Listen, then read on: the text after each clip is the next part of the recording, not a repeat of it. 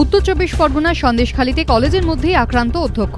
বাইকের চেন দিয়ে অধ্যক্ষকে মারধরের অভিযোগ এসএফআই সমর্থকের বিরুদ্ধে। হাসপাতালে ভর্তি জখম অধ্যক্ষ মনোরঞ্জন নস্কর। শনিবার ঘটনার নিন্দা করলেও দায় অস্বীকার করেছেন এসএফআই রাজ্য সম্পাদক।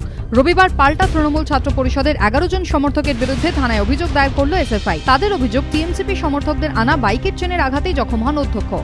এসএফআই টিএমসিপি যা কিছু, উনি একজন অ্যাজ এ টিচার হিসেবে উনি কি করে করলেন? শুধুমাত্র এসএফআইয়ের দ্বারা আক্রান্ত হয়েছেন।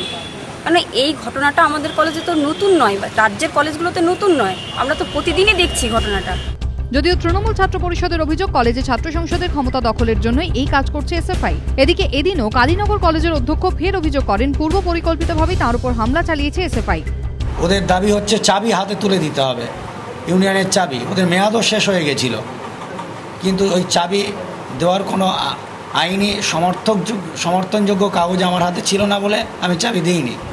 তখন চাবি হস্তান্তরিত না করার জন্যে ওরা প্রাণে নাশ করার হুমকি দেয়।